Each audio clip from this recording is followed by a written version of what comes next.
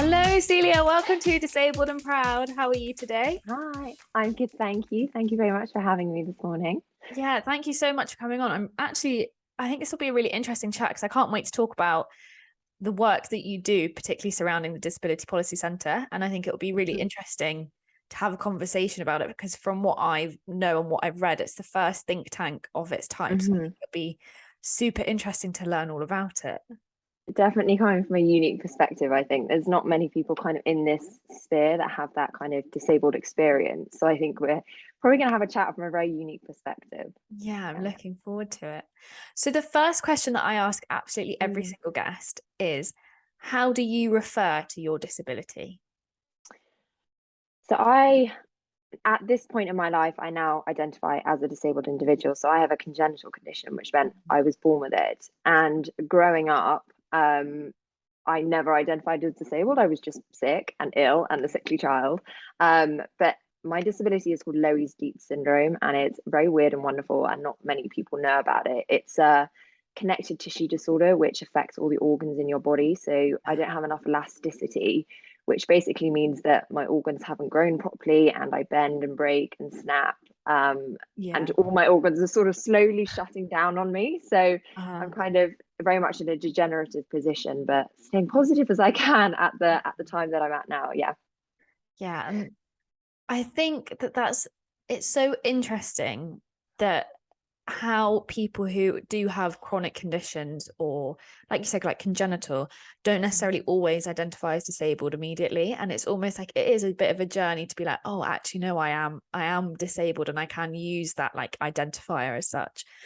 And that, you referred to yourself as a sickly child, because I think there's a Mm, lot of people that I've spoken to who have also been like, actually I just thought I was sick. And it yeah. wasn't actually, oh, I'm disabled. And, from being sick to disabled, there's not really like a clear cut line. And there's never going to be a clear cut line. Mm. But people don't know when they can almost cross it and like suddenly use the term disabled. And I was wondering, how did you come to use the term disabled and how did that manifest for you? I think the reason I didn't use it as a child was no one ever said the word to me. I was always had a chronic illness, and when you're trying to explain something to a child, you don't really throw words out like disability. You just say, "Oh, you're unwell." And Yeah. because everybody spoke to me like I was a child, because I was a child, that word was never kind of brought into play. And also, there wasn't, 25 years ago, I feel like there has been a lot more representation where we are now when there was sort of Yeah. 25, 30 years ago. That I didn't really see anybody on TV, like growing up watching CBBC or anything like that. We didn't really have disabled presenters like we do No. now. But actually, I hadn't really come across the word until I sort of hit my teenage years, and someone said to me, "Oh, have you thought about applying for a blue badge?" And I said to myself, "Well, I'm not disabled, so why would I need a blue Yeah. badge?" And then he said, "Well, you very much are, and you very much need it." And that's when I started kind of on that journey. Was it took somebody else to stimulate me, just because I hadn't come across the word and what it actually meant. I was guilty of it as a child, thinking, "Yeah, but I'm not in a wheelchair and I'm not blind, so I'm not disabled," because there is that entrenched stereotype of what it means to be Yeah. disabled. And if you grow up around people who, subconsciously fit into that stereotype and subconsciously using that stereotype, that word's not going to be used to describe you. You're kind of on a journey to actually realize, oh yeah, Yeah. no, I am under that bracket and I'm okay with that. Yeah. And I think it's so interesting that obviously the sign in the UK, and I'm pretty sure, and I know I've said this before, I think it's pretty much world over, the sign for disability is the wheelchair. It's the blue badge and the white Mm-hmm. wheelchair. And I remember thinking, I'm not like that. Like my Yeah. disability isn't like that. So I don't identify with that. And I think it's something like only 2% of the UK's disabled population, only 2% of them are wheelchair users. Mm. So it's not an image that actually fits No. the like group of people that we're talking about. So no wonder people have a journey to like use that and Mm. identify with that phrase and that term because the picture doesn't do the job. Yeah. I think as well, like if as I've got older, my disability is becoming more and more visible. So I've Mm. kind of lived on both sides of the Yeah. conversation of having a visible and a non-visible disability. And I think if you fall into that non-visible disability as well, it's very difficult to not sit there and think, oh yeah, but I'm not like properly disabled. And I used to say Yeah. that to myself all the time. I was like, yeah, but people are so much more disabled than I am. What Yeah. does that even mean? You know, disability is so infinitely diverse, and there's such a beautiful variety of disability that we use this one umbrella of Yeah. word to describe 20% of the population. But actually, within that 20%, we're so diverse and none of our experiences are the same. Even if I meet somebody that has the same condition as me, what they've been through and what I've been through have been completely different based on our upbringings or, you know, the experiences that we've had, that we're all sort of lumped together under one disability umbrella. But actually, our experiences within that umbrella are so different. Yeah. But it's, you know, and kind of linking it into policy, that what we see is happening is that one or two people are taken and they're used as the point of consultation. So when a new law or new legislation is brought in, people sit there and say, well, you know, we did consult disabled people. We brought 5 people into a room together and we asked them what they want and said, you know, is this train accessible? And we're sort of sat here saying, you know, that's a starting point. You know, that's excellent that Yeah. we've reached that point where that's now happening. But those 5 people do not represent, you know, the Everyone. infinite diversity of disability. If you're going to consult, you have to do it properly, because what you're going to end up doing is, if you just take one person's opinion, you're going to block out so many other people Yeah. that actually you could end up making a situation more inaccessible by taking that one person's voice as the only kind of parameters of option for that situation. So you have to be so careful in those moments of consultation that you're doing it properly and effectively and talking to a group of people. And that ties in really nicely to what I was going to go on to next, is that with your disability and your own experiences, how does that play in your career and the career paths that you've chosen and gone down?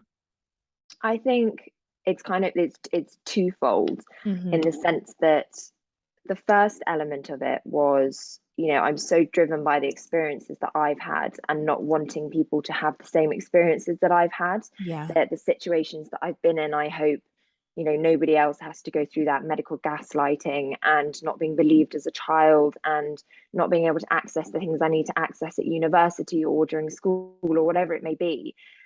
But I think the other element of that is I find it very, very difficult to work in a traditional working environment. I have a blood infusion every single day that switches off at 9 a.m. and needs to go back on again at 4 p.m. You know, Uh-huh. you try and find me an employer that will allow me to work in an office those very short hours, but will also be understanding that some days I can come in, some days I can't. You know, I've got 8 medical appointments a month, and there isn't that kind of flexible understanding of, but I can work on Sunday instead, like Yeah. that's fine, that's it, that's totally fine.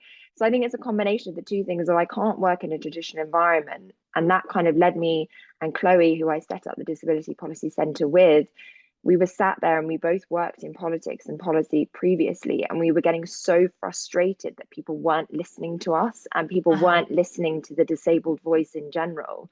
And what was happening was, like I mentioned, you know, consultation was happening on a small scale, or a project was launched about accessibility and about disability, and it would last 3 weeks and then it was done and it was on to the next thing. There was no consistent voice sort of pounding the government and pounding Yeah. parliament from all sides saying, you need to listen to this. You know, the data just hasn't happened. There hasn't been that collection of data. If you Google how many female founders are there in the UK, you're going to get a nice, lovely list. You're going to get lots of government initiatives. You're going to get lots of award ceremonies that have happened. If you Google disabled founders in the UK, you're going to come up with individual people. That's fantastic. There's no data on it. There's no Yeah. data on anything like this because it's just not been done, because people don't realize how many disabled people there are in the UK.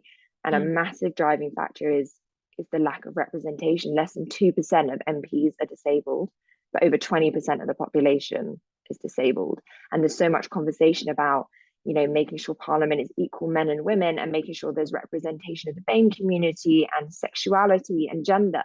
But where's disability in that conversation as well? It's been very left behind. Uh-huh. Yeah. And I think what you say just then is that less than 2% of MPs are disabled. And yet these are the people who are creating policy. These are the people Yeah. who, you know, by and rights are dictating the way that the country goes. And when you've got 20% of a population being represented by 2% of the people who are like navigating the ship as such. Like, no wonder disabled people are left on the back benches. But and you know, I don't feel awful saying that either, because that's factual. That's not me picking out like a random piece of information. Like, it's factual that disabled people are left behind on a daily basis, especially when it comes to accessibility, especially when it comes to representation. And like, to hear the numbers, it's almost scary, because you think 2% of MPs, that is like nothing. That's absolute pittance. I know. And the thing with that kind of statistic as well is, you know, it is a starting point and it's great, but also those individuals don't want to be pigeonholed as just talking about disability because they are disabled, and that, you know, they have to permanently tout the flag and wave it about and say, have you thought about disability? Because those individuals are in that role for a reason, because they are talented and they've worked there and they've been chosen by their populace in their communities, that it's not their job to just be talking about disability just because they are disabled. It doesn't work like that. They should be able to, but those individuals are having to carry the wagon for us because there's nobody else to do it. And I'll give you a kind of shocking fact, is that the House of Commons is so inaccessible that we could never have a front bench MP that was disabled or had a mobility issue, because it's not accessible. So if you are successful in becoming a member of parliament and you identify as being disabled, you can only be a backbencher, because you cannot physically get yourself to stand and talk, which is just shocking. You can never be Speaker of the House. You can never get yourself to the dispatch box. It's shocking. And like, if you put into sort of statistical, I always like to put things in statistics to kind of drive home how shocking it is. There are currently 8 members of parliament that we know of that have declared they identify as disabled. There could be more that haven't said so, but we are aware of 8. There should be 131 if it was equally representative. If the Houses of Commons as an organisation, as a building, is already struggling with its accessibility, you ask anybody that's ever been there, it's a nightmare. How is it going to accommodate 131 disabled members of parliament? It's not going to be able to. But this is the thing, is that my massive kind of slogan line that I always use is that we should be being proactive, not reactive. We shouldn't be waiting. We should just be doing it and sitting there thinking, okay, in 100 years' time, hopefully we will be more electively representative. What can we do now? Let's utilize the restoration and renewal program to make it more accessible, but it's not happening because no one's thinking about it, which is just, when you say it like that, it's shocking. Currently, we can't have a prime minister that has a physical impairment because the dispatch box is inaccessible. That's shocking. Yeah. Like, I'm laughing because if I don't laugh, I might cry, because like, that is just, it's genuinely unbelievable. But also on the flip side, it's not unbelievable either. No, it's not. So like, I can believe, I have no issues, and like, I've seen it, I can believe it. But at the same time, like, we are sat in 2022. That's the reality of disabled politics in Britain. Like, that is the reality of it. We don't have accessible, like, we've got no accessibility. There's nothing that's going to make it any more accessible, like you said, unless people start to use, you know, restoration programs to sort that out. But we're not there because there's not enough people to shout and scream about it. Exactly. And I think, you know, it's such, when you say something like that, people go, oh my God, no, that is really bad. And we're sort of sat there from a policy perspective saying, why have people not had these conversations, or these conversations have been had, you know, with activists speaking up and saying about it, but why has there previously been this mentality of people not listening to what's being said because it's so shocking? And it all goes back to this. I kind of fundamentally believe that when you talk about discrimination of disabled people, you know, 98% of it is unconscious and indirect discrimination. People don't realize they're doing it. There are those bad eggs in the world that are actively don't like disabled people, but I think so much of it is coming from unconscious bias and just mentality that people have been brought up with, that's innate within our society, that we are trying so hard to break down. But I always say, you know, it's 2022, it's not 1922. When we talk about the women's right movement, you know, we say, look how far we've come in 100 years. Disability is actually relatively in its infancy in terms of other social movements. But the point I'm saying is that it isn't 1922. We should know that what's happening right now is not acceptable. Women in 1920s had to fight so hard to get where we are now, that we should have learned from those mistakes and realized that when such a large social group is all calling for the same action to happen, why are we approaching it like it was 100 years ago? We should be sat there saying, let's not repeat the mistakes of our Yeah. history and taking so long to listen to these voices. But that's still what's happening, is we're being treated like it was 100 years ago, and we do just have to go on our 200-year social movement journey like everybody else has been doing. But it's not, we're not 200 years ago. We should know Yeah. better in society, but apparently we don't. No, it seems like everybody's just putting the blinkers on and just carrying on forward. Yeah. And for the people who don't know what the Disability Policy Centre is, could you give a quick rundown of the think tank, and also what a think tank is? Yeah. So we operate in the policy sphere. So when you're talking about the implementation of legislation and new government regulations or funding schemes, whatever, any action that the government takes, that needs to have policy behind it. And the reason we kind of came into existence is we noticed a real gap between the campaigning space and what government were actually doing. That there were some fantastic campaigns and organizations and charities out there that were all saying the same thing, but for some reason government wasn't listening. And a campaign can only be so effective. At the core of making sure that disability rights movement progresses is we need legislative protections. We need things where we can take to court and say, this and this has happened to me, and it's not okay. We need that binding legislative protection.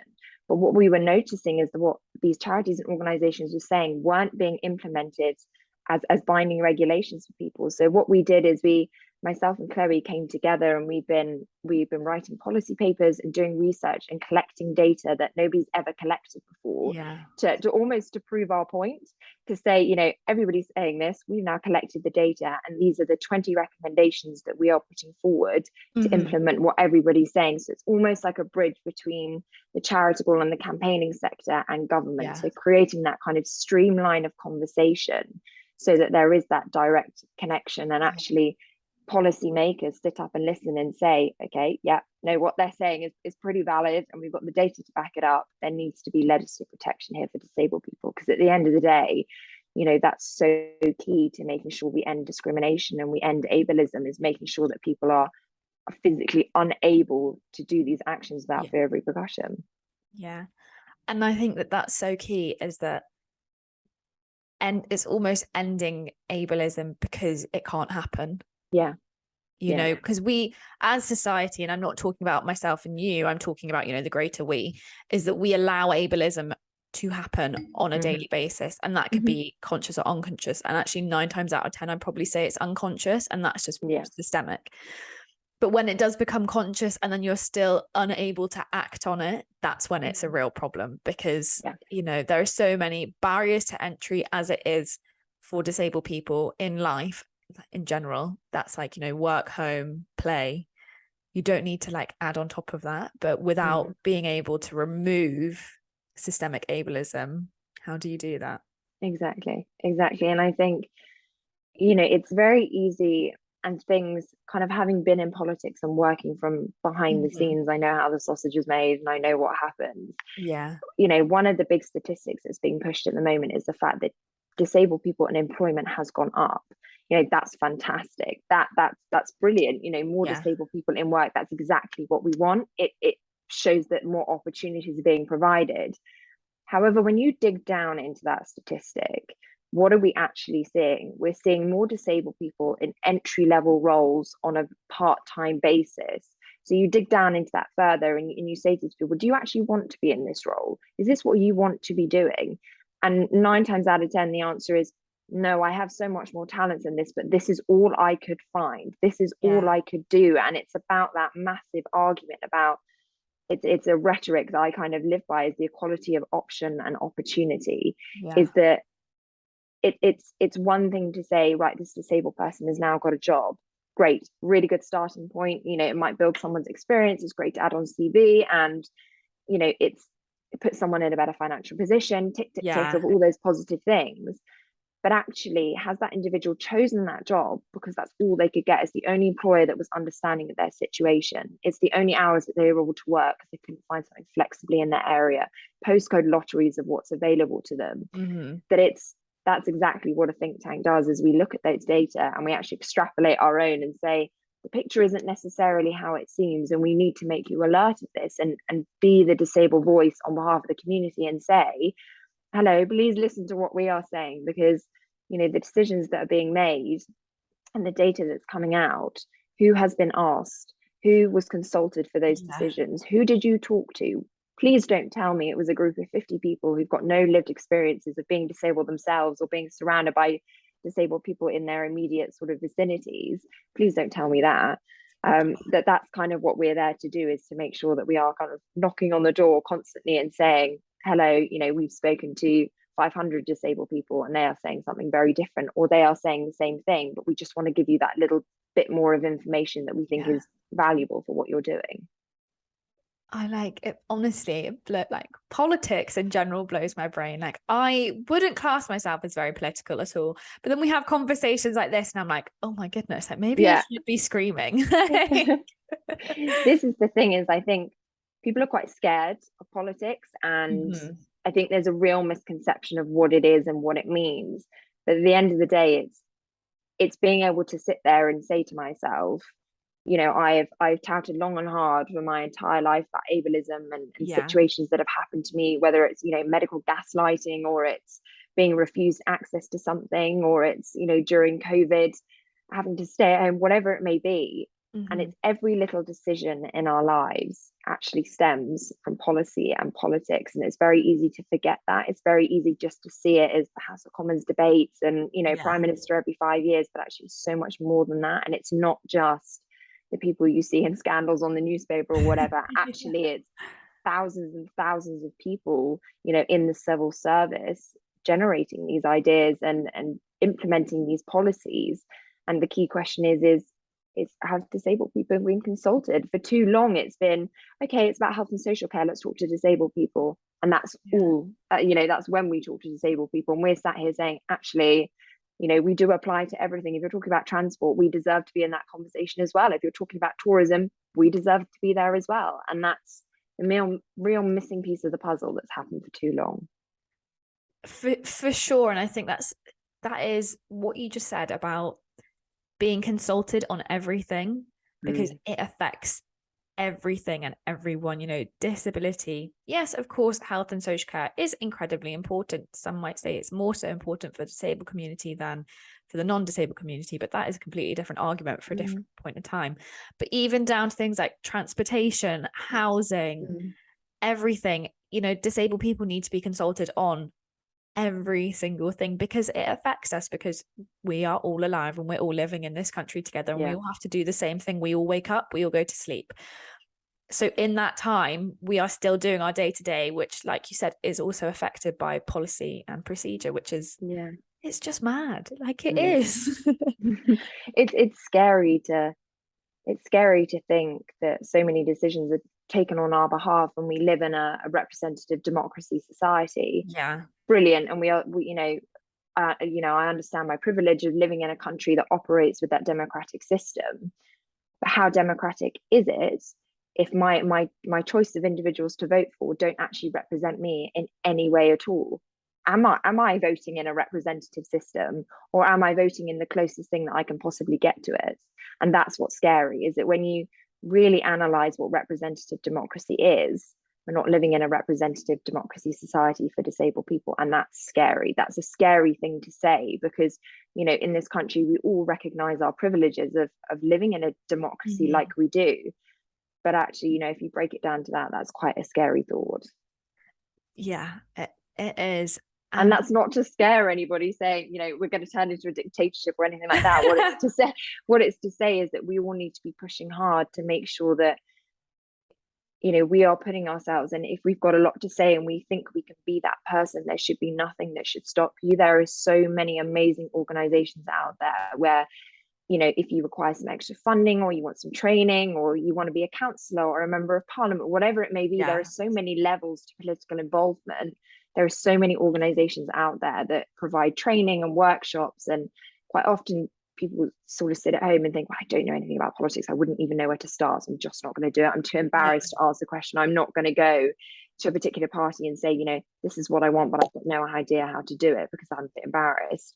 That's actually the norm. And I sort of encourage anybody that has an interest in changing legislation and policy to look at going into the civil service, or look at being an elected representative, whether it's a PCC or a council or a member of parliament.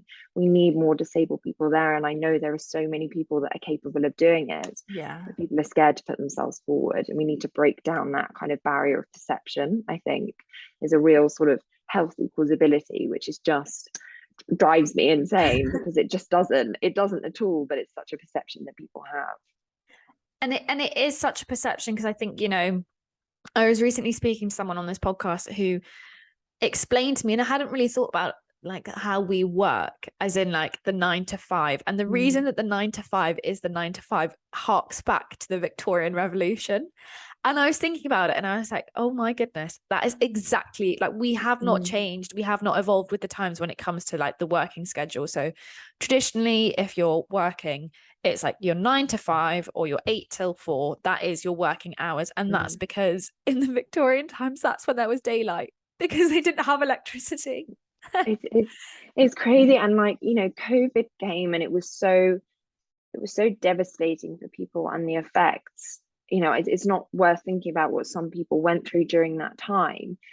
But there were some good things about COVID. If you look at it from an outside perspective, we all learned to work virtually, and as a society, we better understood caring for people in our communities and checking on our friends and checking on our neighbors, and understanding that people are more vulnerable in society. I don't particularly like the word vulnerable, but using it for this kind of situation.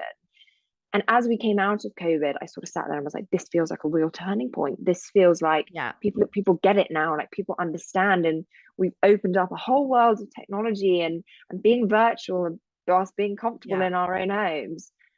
Fast forward a year and a half and it's all gone again. It's all going again, and we're going straight back to how we were. I was sort of sat there knocking my head saying, why are we not adopting the lessons we learned during that time of national crisis and taking something good from what we all went through? But we're not. And it's so frustrating, because it really felt like a glimmer of hope for some disabled people that actually said, now everyone gets it. Now everybody understands. Now everybody's having to operate like how I operate on a daily basis. And they're really understanding now. And it's going again. And we've gone back to, like you said, this kind of Victorian entrenched method of working. And it's frustrating. It's so interesting that what happened in the pandemic, blanket term, was absolutely horrendous for everyone. Like I don't know anybody who had a good time during COVID. No. Factual. But the positives that came out of it for the disabled community were astounding. And a lot of people seem to forget that, and I'm just repeating everything that you said. We learned how to work virtually, so people didn't have to leave their homes. We learned how to adopt different working hours because people had children, they were homeschooling, people were unwell, people got COVID, they couldn't necessarily work. And we learned so many wonderful things about people during that time, right? It was a real time of learning all about people and how they work and how they live and how they survive, and community and relying on each other. And I think you're right in to say that we have lost a lot of the compassion that we built up during that time, because it was like everybody was lobbed in the exact same boat. We didn't really know where it was going, and that was fine. But when the boat stopped, some people got off at the island who were able to, and then there were some people left on the boat. And I'm going to call this a disabled community because we're still on that boat. And we were left, and people didn't have forgotten that actually that is the reality for a lot of disabled people in the UK. They don't have that ability to then transition back into the workspace because it was never available for them in the first place. And that's it's terrifying. And I remember when, because I was shielding, and I remember when, we didn't come out in the first batch and everyone was going out to the park and the pub, and we were still sat at home going, still shielding, yay for us. And then all restrictions ended, and I was sat at home like, can I leave my house now? I don't know. Like it's not gone away. And I remember the first time I got on a train and all of a sudden face mask gone and everybody was just back to normal, plodding along with their daily lives. And in one respect, that was brilliant because it showed that people weren't scared and, we were Yeah. standing up to it and we were facing the fight. But on the other hand, it was, even now, disabled people are like, we know it's around, we know it's there, Yeah. we should still be scared of it.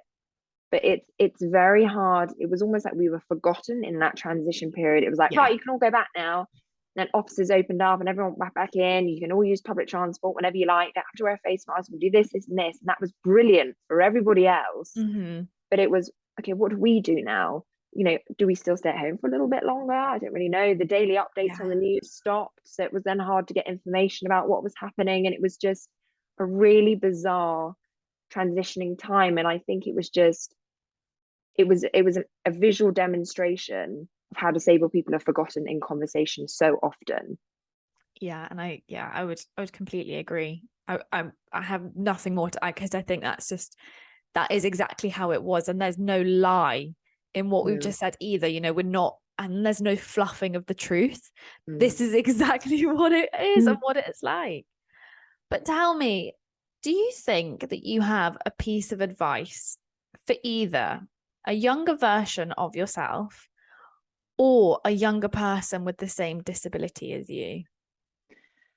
I think my key advice would be, it sounds quite sad really and quite traumatic, but I spent so much of my life scared, Mm-hmm. scared of what people think of me, scared of where I'm going, scared of taking decisions because I think, oh, I'm not going to do that because I've lost so many jobs because I've been in hospital for long periods of time and my Yeah. sick pay is ended, and I was really, really active and sporty as a child and was heading for GB, had to give it all up, all of this kind of stuff Mm-hmm. that I reached a point where I was so scared to take decisions. I ended up doing nothing and I ended up following the trend and following the path, and kind of the worse my disability got, the more I retreated into myself. Yeah. And I had experiences of medical gaslighting as well, which made me scared to speak up and say something. And I Mm-hmm. just kind of went along with the path. And I think my key advice to myself or anybody that's going through something similar or has been through something similar is, don't be scared of yourself. Don't be scared of what people think of you. If people don't like you because you're disabled, that says more about them than Yeah. it does about you. Yeah. That shows what kind of person that they are. And I've actually been surprised by how kind people have been to me, and not in a patronizing way, but how, my best friends in my life and the group of people I surround myself with, they don't care. I care more about being embarrassed. And I think, oh my God, they're going to be so embarrassed being with me. And I'm carrying a rucksack full of, a feeding tube and it's all a bit Yeah. awkward. But they don't care. If they did care, they wouldn't be near me. And it's, don't preemptively assume what everybody else around you is thinking and have that fear constantly, because it really digs down into your mental health. And I was so embarrassed about what I looked like, and I was so embarrassed about going out and so fearful of taking decisions. Is don't let that fear stop you, because if you have something degenerative, where I am now, at the time when I was 15, I thought I was so alone, I was never going to get better, and God, I don't understand how it can get Yeah. worse. So I didn't take decisions, and now I sat here as a 25-year-old and say, I wish I had done it when I was physically able to, and now that I'm not, I wish I could reverse the clock and make that decision.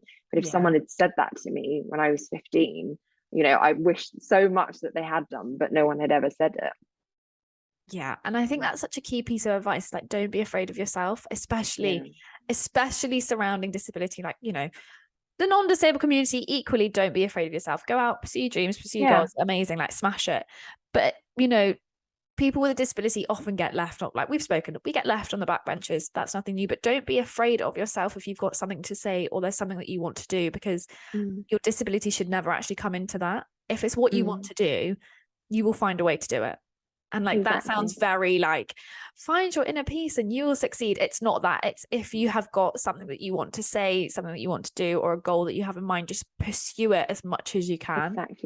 Exactly. And I think it's very easy. I've had so many conversations about this with, disabled founders and entrepreneurs about, we're all disabled and we're all working in the disability, diversity, accessibility section. Are we doing that because we wanted to, or are we doing it because we felt we had to, because, that's where our natural expertise were? And it's a really interesting question. And I wholeheartedly believe that disabled people, we have a very unique set of attributes. We're Yeah. and we can think outside the box. We are amazing problem solvers. We're incredibly determined people. These are characteristics that people should be looking for in their employees. Even if you want to be a founder of your own organization, go for it. You think differently to other people, and actually your difference is a power here. So Yeah. utilize the power that you have, that other people work so hard to find. Other people work so hard to train themselves to be those problem thinkers, to be resilient, to be determined. You already have that. So use it Yeah. to your advantage. Oh God, this is such a seamless transition. So my next question is actually, do you think that you have a form or a positive trait from your disability? So like I always say, I'm incredibly tenacious, and I'm pretty sure that's down to the fact that I only have one hand, because I want to always get and prove not so much, but I always want to get something done. And I feel like I go after things a lot, and like if I don't succeed, it's probably not because I haven't tried hard enough. It's probably because I needed to either take a step back or it just wasn't the right fit. And I was wondering, do you have something similar?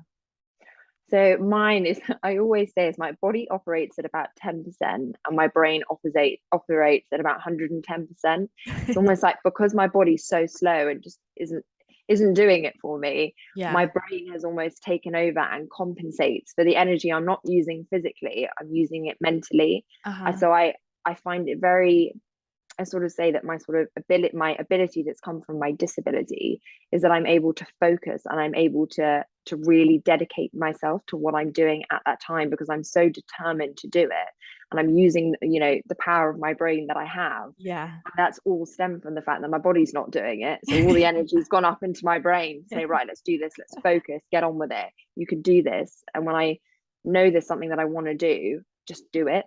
And Yeah.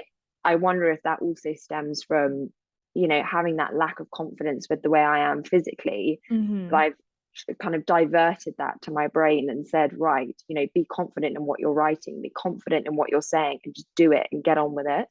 And I think I don't really like the word disability. I prefer sort of different ability, because I think disability has now generated such a negative connotation of what it means. And I want us as a community and as a society in whole to kind of regain control of what that word means, and it not be, oh, she's disabled, or Yeah. there's something a bit wrong, and kind of regain control of that word. But seamless transition into the powers that disabled people have, and we're a unique set of people, and we're also different, and there's so much variety within us under the big umbrella, that Yeah. actually society should be utilizing the talents and abilities that we have, and not outcasting us purely because I wasn't born like you were born, or I had an experience in my life which changed the pathway that I was on. But that doesn't mean Uh-huh.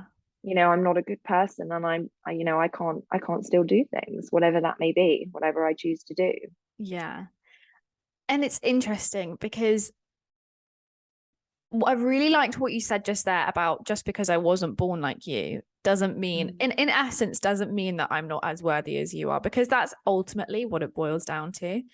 And I always have this thing. So I always think there are a certain set of questions that people ask, and it's like on a level it's annoying, and it's also semi-intrusive, but people don't necessarily realize they're doing it, right? Because they want to seem like they're being inclusive or whatever. They want to feel like they're being a good human being. But I do have a particular set of questions that when someone asks me, I'm like, this is annoying, unnecessary, and intrusive. So I have a new one. Recently, someone asked me if they could cut up my food for me whilst I was out at dinner. So but I was wondering, and I like to ask people these questions because it's all different. Do you have a particular set of questions that every time you hear it, you're like, not again, for goodness sake? Literally all the time. So in without trying to be a bit TMI and a bit graphic, Yeah. so I no longer eat anything. I used to have feeding tubes, so was fed like on a feeding liquid that went into my stomach and my gut. I no longer have that, and I'm fed by TPN, so it goes straight into my veins. It's a bit like having a fluid drip if you go into hospital. Yeah. So people's favorite question to ask me is, so if you don't eat anything, do you still go to the loo? And my answer is, well, quite clearly yes, because it's not just food. But the amount of times I've been in situations where there's like, large amounts of people, and I've been asked, without being too graphic, so what comes out if you don't eat? And I just think, none of your damn business. That's, Oh my if God. you're intrigued, pull me aside and let's have a chat about it, because I want to educate people about, Yeah. when you talk about feeding tubes, it immediately goes to JEG and NG tubes, and there's not much awareness of TPN in general, but there are ways to do it and there are ways to ask. And it doesn't offend me, but I just think I'm actually more embarrassed for you now that you've asked that question, because Yeah. yeah, that's mine, is what happens when you go to the loo. That's my The my thing is, that's like not what I would imagine to ask you either. I'd be like, oh, like, can you feel it? Is it yeah. sore? Like all of these kind of things. But no, people just dive straight in. So can you shit? Yeah. That's literally Yeah, what they literally do. is, do you shit? And if you do, what comes out? And I'm like, if you really want to know, we can have that conversation, but it's not a conversation for now. Yeah, it's, people do not have that filter, do they? And like, I'm fine with it, and I always find it funny, because I think, I know an element of you is asking because you are genuinely interested. And actually, if Yeah. I was sat there, I'd probably be thinking the same thing. Like subconsciously, I'd go like, Yeah. wonder how she gets to loo. But I wouldn't, You wouldn't I say it wouldn't, out loud. no, I just keep it to myself. Yeah. I would just keep it to myself. Like, I wouldn't ask a general person on the street who maybe, looks a bit bloated, did you have diarrhea this morning because you look a bit bloated? I wouldn't do it. So why are you feeling like you have the right to do it to me? It's bizarre. Yeah. So that's my one. I honestly, like, it's amazing because people send like, and this is purely from doing this podcast, and I ask everybody this question, is that there's like people tend to either ask about sex, Yeah. toileting, or are you still a child? That tends to be like the main three that people love to ask. And I'm always so intrigued, because I'm like, how does your brain work for you to go to those three things immediately? Like how does it happen? But everybody has different experiences, and I'm just always intrigued to listen to what someone else Yeah. is, because 9 times out of 10 it's quite funny, and as a Yeah. disabled person I can appreciate the humor around it, and not like laughing at it, but like laughing with you, because actually Exactly. it's quite funny. And that's the key to it. There's so much conversation in society now about, disability humor and race humor and gender humor and sexuality humor, and is it okay, is it not?